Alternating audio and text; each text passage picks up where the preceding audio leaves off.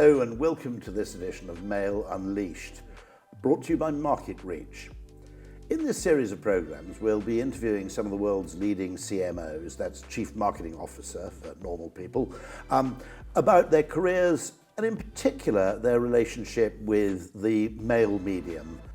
And this time we've got a particularly fabulous candidate in the shape of Ellie Norman. Now, Ellie was the Chief Marketing Officer globally for Formula One, and you'll probably see a theme emerging here. She's now the Chief Communications Officer for Manchester United, where as part of their executive leadership team, she looks after the health of the brand off the pitch. For those of you who are huge football fans, don't expect a great deal about football because I'm actually from Wales. I don't know anything about it, okay? It's not really our thing. So anybody who's turned up here looking for a kind of conversation about football, probably skip over to YouTube now. But if you're interested in marketing, I'd definitely stick around. So just to go back a little bit, before Formula One, was there a sporting theme emerging even then? So sporting came late in life. And I started actually way back when. Actually, I left school at 18 and started back in the old days, Rory, a below-the-line agency. Same as me. And actually my first client was automotive in Honda, and then actually moved to Virgin Media. So those are two of the big industries. The car industry has always been historically a fairly big user of mail, and equally IT and particularly anything subscription-based, Correct, I suppose, anything with recurring payments. Yeah, so for Honda, all of the sort of dealer communications, the kind of brochures, fundamentally how we're going to drive test drives and get that sort of sign up. And at Virgin Media, looking at actually attribution, media mix modelling, and therefore the relationship of where I had direct responsibility alongside my peers where they had the direct responsibility for mail drops, door drops, and DM. And therefore that was really fantastic actually to really start to understand how that mix had to work together.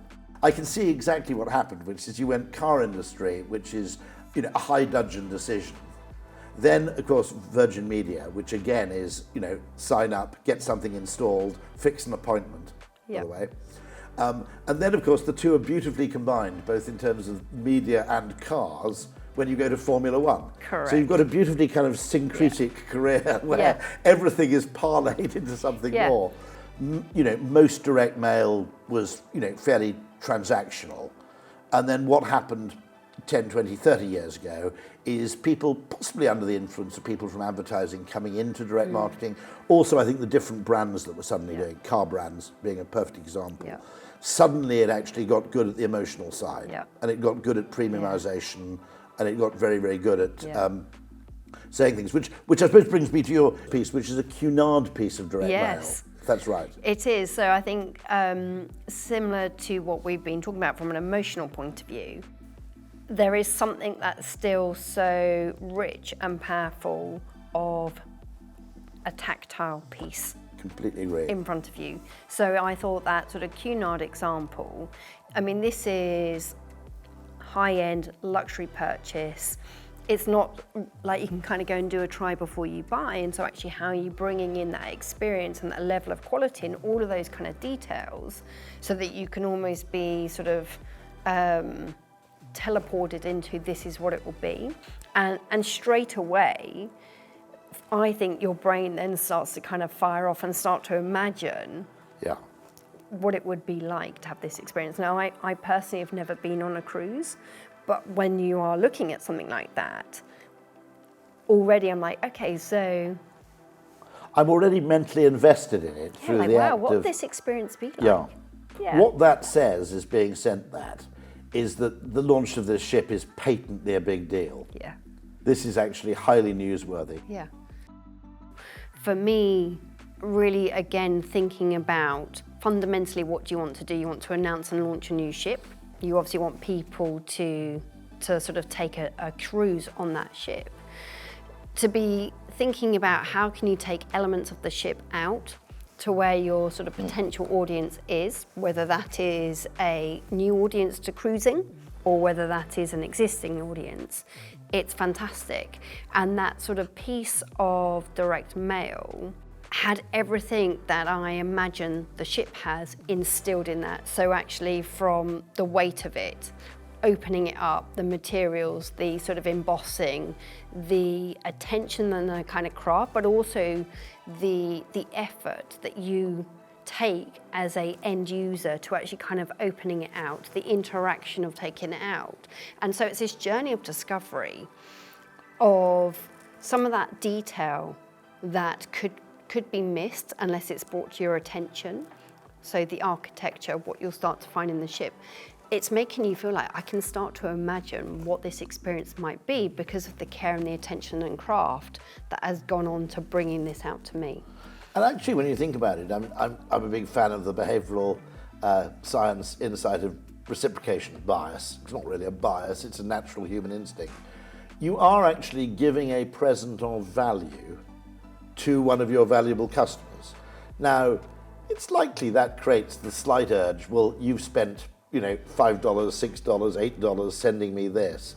I at least owe you some commensurate amount of attention in return, all the way up to booking a cruise. Yeah. And so, you are actually generally giving your customers something, of actual lasting value. Yeah.